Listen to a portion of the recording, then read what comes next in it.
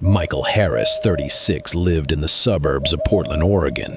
He had once been a well-known photographer in the portrait and wedding scene. After leaving the advertising agency where he used to work, Michael opened a small studio in an old neighborhood near the Willamette River. His studio carried a retro vibe: exposed red brick walls, heavy velvet curtains, a few worn wooden chairs, and an outdated set of studio lights. Michael loved photography, though he was never very social. To him, photography wasn't just about capturing moments. It was about preserving something deeper, hidden in a person's eyes. Sometimes, when editing, he had a disturbing thought, as though the camera didn't just record an image, but swallowed a fragment of the subject's soul. That strange feeling, once fleeting, turned into a waking nightmare. The day Michael discovered someone, in his photographs that no one remembered ever being there. That day had seemed ordinary. A couple, Jessica and Tom, had booked Michael's studio to celebrate their second wedding anniversary. They were accompanied by a friend, Laura, who simply sat off to the side, laughing and recording short clips on her phone. Michael remembered it clearly, adjusting the lights, guiding Tom to place his arm around Jessica's shoulders, Laura giggling in the background. There had been no fourth person in that studio. And yet that evening, when Michael reviewed the shots on his laptop, he froze. In one image, Jessica resting her head on Tom's shoulder. In the far corner of the room, on the old wooden chair, sat a man. He wore a faded black suit, his tie loose and crooked. His skin was pale as death, his slicked back hair too neat, his hollow eyes staring into nothing. His face was not blurred, not distorted, not some accidental shadow caught by the lens. He was there, crisp, sharp, present. Michael's skin prickled. He zoomed in closer. His heart nearly stopped. The man's chest rose, just slightly, then sank again, as if he was breathing. That night, Michael couldn't sleep. He sat before the glowing screen in the dark apartment, the strange man motionless in the frame. Yet each time Michael blinked, the man's chest swelled and fell again, faint but undeniable. Michael leaned closer, pressing his ear to the screen. A sound seeped out, faint, unearthly, the sound of breathing. Terrified, Michael slammed the laptop shut, drew the curtains tight. But all night long, he heard it, downstairs, in his locked studio. A steady rhythm. Inhale, exhale. Slow, patient. At times, a soft click like the shutter of a camera snapping itself. He told himself it was exhaustion, stress, imagination. But he knew. And it wasn't over. Over the next days, every new assignment carried the same curse. In wedding photos taken at Washington Park, the man appeared seated on a distant bench, back perfectly straight.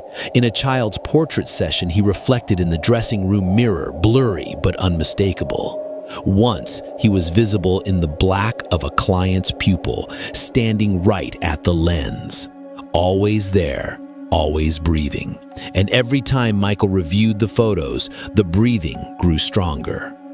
Then came the news headline that made Michael's blood run cold. Woman found dead in locked apartment, no signs of struggle. The woman was Jessica, the same Jessica from the anniversary shoot. Police ruled it as unexplained respiratory failure. Handshaking, Michael opened the album. In one picture, Jessica's smile glowed, but behind her, the man was closer. His ghostly hand rested upon her shoulder, long fingers curling into her skin. His chest swelled and fell violently, as if feeding on her very breath. Desperate, Michael turned to Ethan, an old friend who wrote investigative pieces. After hearing the story, Ethan's face darkened. "Mike, have you ever heard of spirit photographs?" Michael shook his head. Ethan leaned closer, voice dropping. In the 19th century, when photography first came to America, there were rumors that cameras could capture more than faces, that some photos didn't just show the dead, they kept them.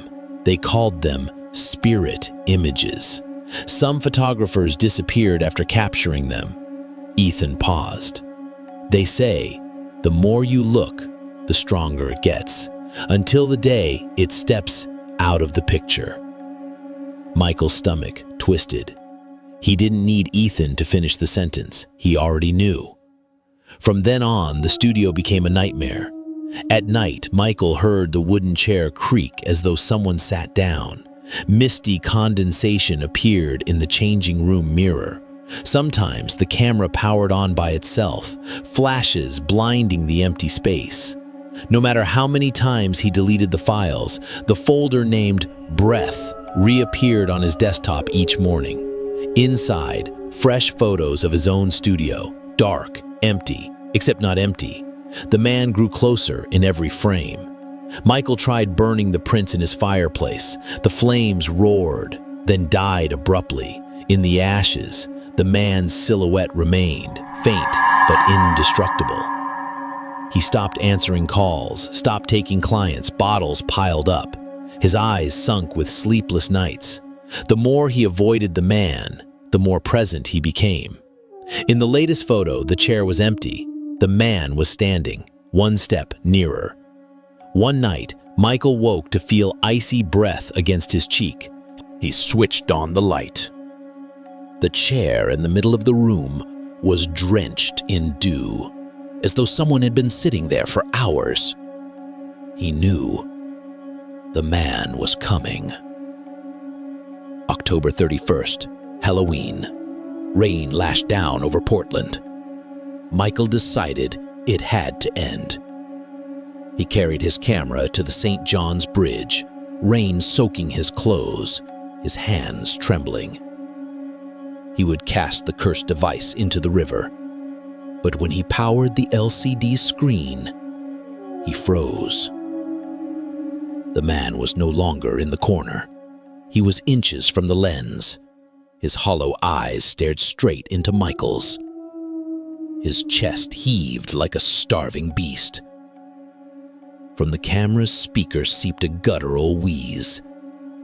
Behind Michael, a sound scraped through the storm, the dragging of a chair across pavement. He turned. In the rain, on the bridge, sat the same old wooden chair, and the man, waiting. Slowly he rose and walked toward Michael. Michael screamed, hurling the camera over the rail. But before it left his hands, the man's ice-cold palm clamped his face.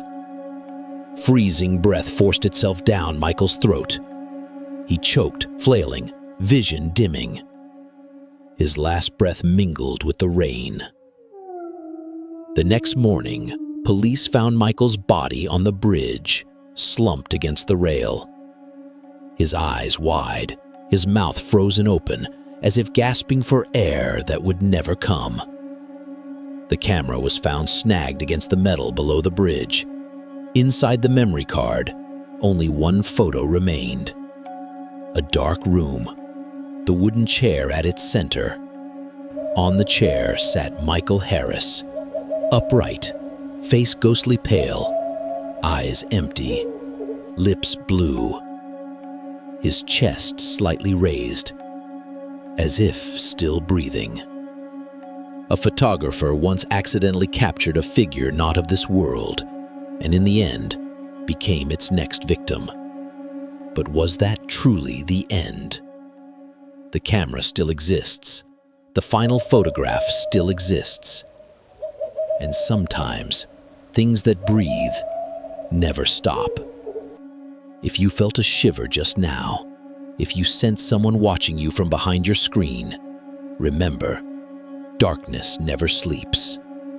Subscribe to Dark Whispers for more haunted tales, chilling whispers, and stories that linger long after the screen goes black.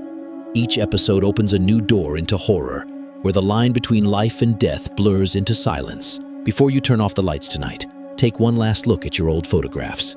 And if you see someone strange, breathing in the shadows, whisper softly, "Dark Whispers, I am ready."